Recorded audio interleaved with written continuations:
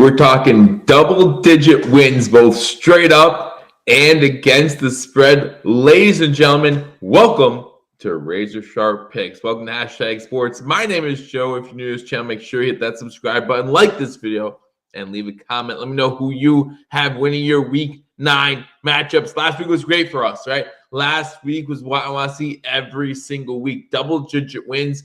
Only had 15 games last week. I have less games this week. Still want to hit that double-digit mark, though. I still want to get double-digit wins this week as well. 10 wins, 11 wins, 12 wins, whatever it takes. I'm looking forward to it. Went 10-5 last week straight up. 10-5 against the spread. So if you see here, you'll see both how I did last week right above me and how I'm doing for the season. Listen, 69, 52, and 2 against the spread. I am very pleased with that. And hopefully, guys, it's only going to get better. The trade deadline has come and passed. And wow, there were a lot of big trades at the trade deadline. TJ Hawkinson, you talk about Chase Claypool going to the Bears, the Buffalo Bills getting Hines, right? Getting Dean Marlowe back. Some big trades on November 1st, which was the last day of the trading deadline. All was very exciting, actually. It's rare that the NFL trade deadline gets that exciting, especially on the last day. We saw Roquan Smith get traded earlier in the week as well. Like, a lot of things happened. So it's going to change the landscape in the NFL just a little bit, right? Just a little bit, but it could have a huge impact going down the stretch. Going down the stretch, the second half of the season is officially here, right? We're at Week 9. We're starting the second half of the season. For teams that haven't had a bye week, they've played half their games. So we have a lot of byes this week. I think we have 6 teams on a bye this week. So less games, unfortunately, and unfortunately, not too many good ones, right? You look at the NFL slate of games this week and you realize there's only 1 or 2 games where both teams are above 500. Now, that's okay. That's okay. That means that there are plenty of room for upsets. So do I have any upsets coming away this week? It starts with Thursday night football, and I don't see an upset happening at all here. I see a bloodbath, okay? The Philadelphia Eagles go to Houston and play the Houston Texans.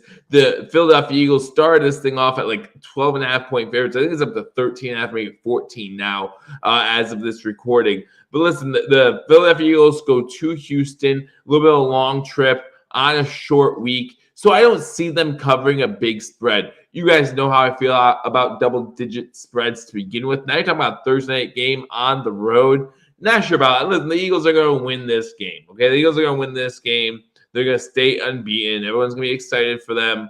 And that's great for Philadelphia. That's great for the fan base. By this time on Sunday, we'll know if the Phillies won the World Series or not. So great for Philadelphia Eagle fans. Eagles win this game on Thursday night. However, they do lose to the Texans they don't lose. They do not cover the spread. The Texans cover the spread. The Eagles win this game straight up. And this is a Thursday game, not the Sunday game. So we might not know who won the World Series yet. But we'll find out if Houston or Philadelphia wins the World Series. Then we have Houston and Philadelphia playing Thursday night as well. Should be fun. Give me the Eagles to win. Give me the Texans to cover I think what's now a 13.5-point spread. Going to Atlanta, where the Atlanta Falcons are at home, playing against the Los Angeles Chargers. The Chargers coming off a bye week. Again, Atlanta just kind of sticking around against teams, right? Beat Tampa Bay a few weeks ago. They barely lost Tampa Bay a few weeks ago. But you see a good team here. Marcus Mariota getting some wins for his team. We know how bad the NFC South is. So really, anyone can still win that division, even Carolina, surprisingly. So the Atlanta Falcons have a lot to play for here at home. But the Chargers are coming off a loss and a bye. So it leaves a bad taste in your mouth when you go into a bye week with a loss. It means they've been kind of chomping at the bit to go ahead and get back on the field. No Keenan Allen, looks like, still dealing with that hamstring injury. That's a huge loss for the Los Angeles Chargers, unfortunately. But giving the Chargers to win this game, Atlanta just hasn't looked good enough to me. Give me the Chargers to win this game. Give me the Chargers to cover a 3.5-point spread.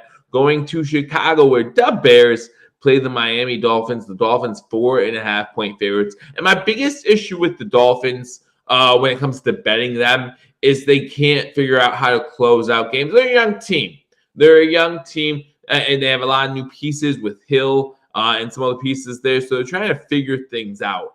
And that means that they're not able to close out teams when they have the opportunity. And so that means teams kind of keep the score close, even though the game's not that close, right? We know about how good Tua is as a starter in games like last 15, he's 13-2 or something like that. So we know how good Tua can be. Chicago Bears just got Chase Claypool. Not sure if he's going to play in this game too much. Obviously, he needs to learn the system. He needs to learn the playbook, things like that. He needs to get that connection with Justin Fields. That's not going to be there from the opening snap. You have to use time to work on that.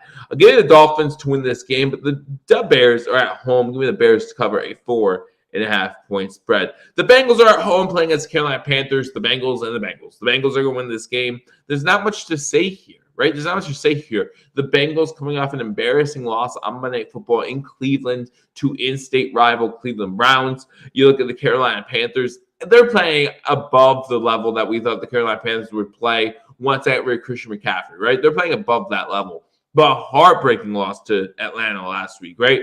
They get the touchdown, miss the extra point, have to go into overtime, and in overtime Atlanta wins. So their spirits are kind of down a little bit. The Cincinnati Bengals spirits are down, but they're trending in the right direction as far as playoff teams. This is the team that not too long ago, just a few months ago, represented the AFC in the Super Bowl. I like the Bengals in this matchup. Give the Bengals to win. Give the Bengals to cover a 7.5-point spread. Going to Detroit where the Lions are 3.5-point underdogs against the Packers. Listen, it's been 3 weeks now. Right? We said so Green Bay lost to Giants, and we said, okay, they play the Jets next. They'll beat them. They lost. Well, okay, they'll get their stuff together against Commanders. They lost. Well, now they can't beat the Bills, and they didn't. They lost. So when will Aaron Rodgers and his Green Bay Packers team finally figure it out? We saw in the second half of the Bills game, they seemed to finally figure out how to run the ball, right? Run the ball consistently. Unfortunately, at that time, they were already down close to 20 points. They could not run the ball the entire second half. Although they tried, and for the most part, they did succeed, they were already too far behind to make that comeback. But here we are, a 0-0 game walking into it, going against the Detroit Lions defense that is really, really, really, really bad. And coming off a team that just got beat in a late game, in a game that they could have won. They got out to a fast start against the Dolphins. Dolphins came back to win that game. So you have to feel like the Lions feeling neglected or rejected, whatever you want to say. And you have to feel the same way about the Packers, right? But the Packers have that guy, Aaron Rodgers, right? He's just a bad man.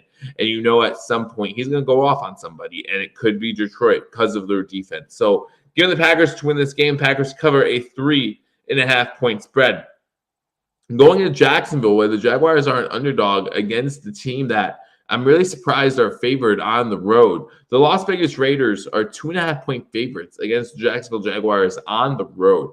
I for a few weeks was on the Las Vegas Raiders bandwagon trend. Like, okay, they're not getting off to a good start, but look at that talent. Look at all that talent they have. They have to figure it out. Well, guys, here we are, week 9.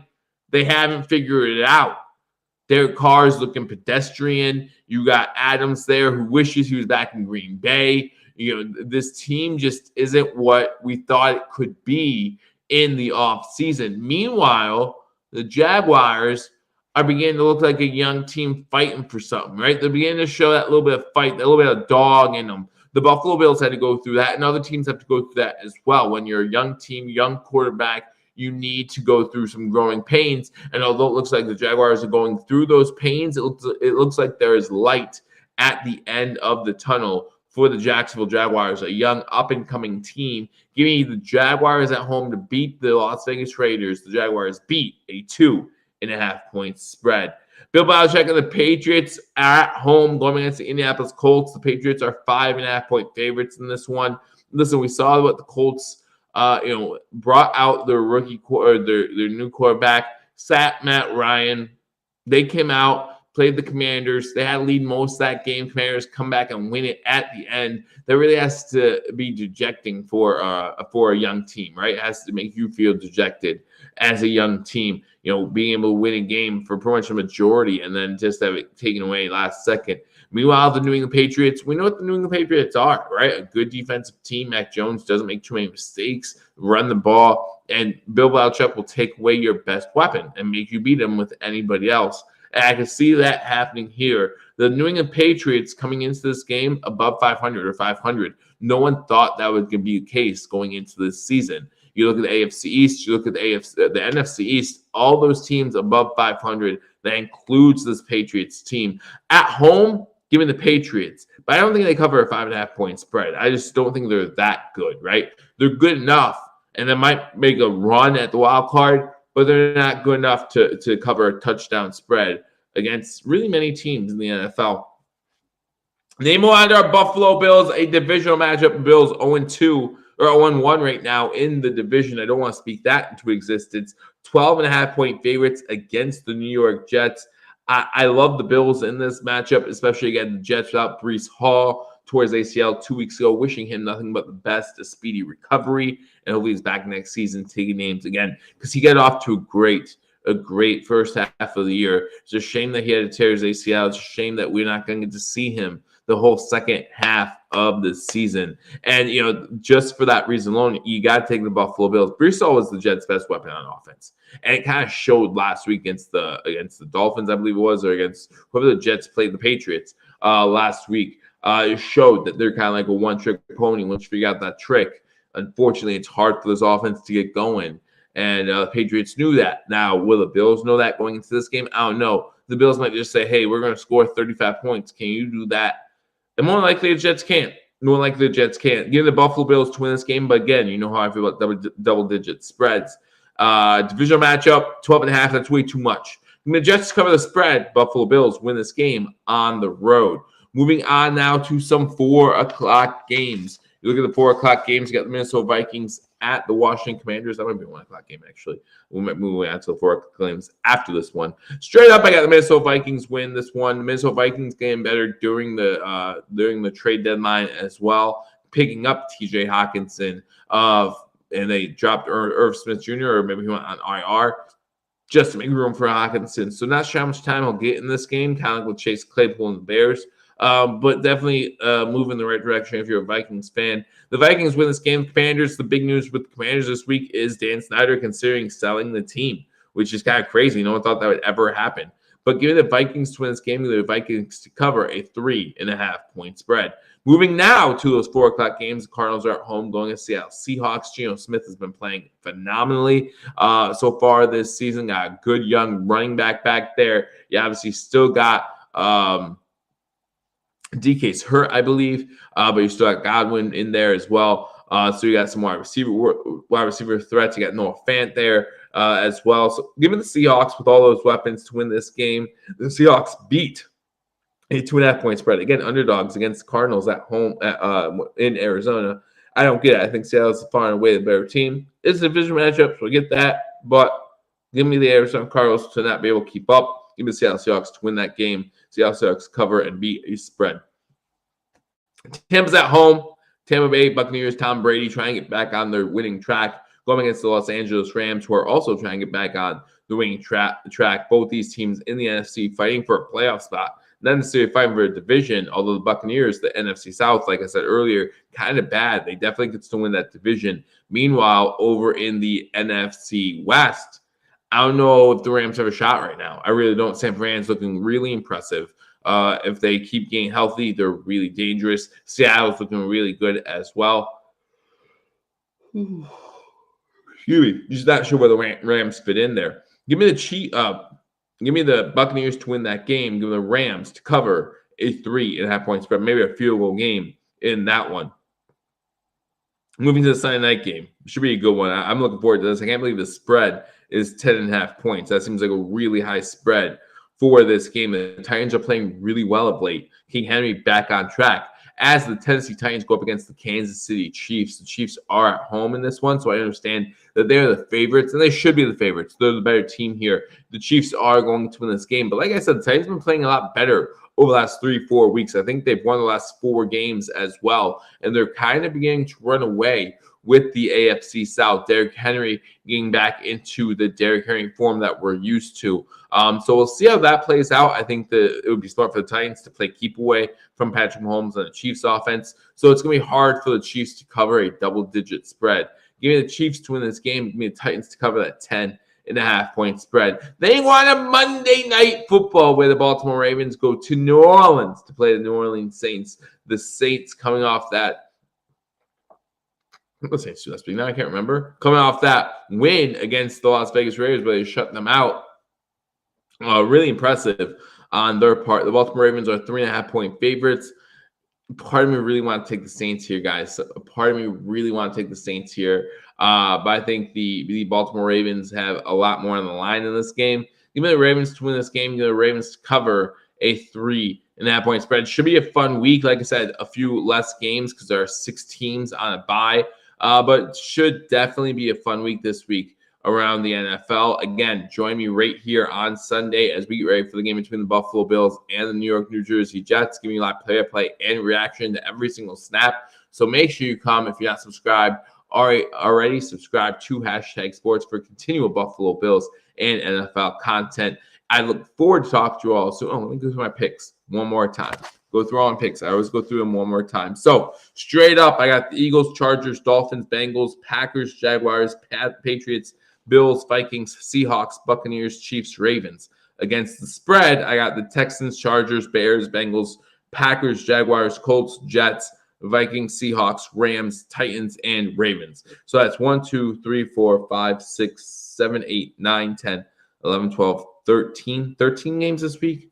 13 games this week. Again, less than what we're used to, but should still be a good week. I look forward to talking to you all soon. Hope to see you all Sunday. Until I do, go Bills.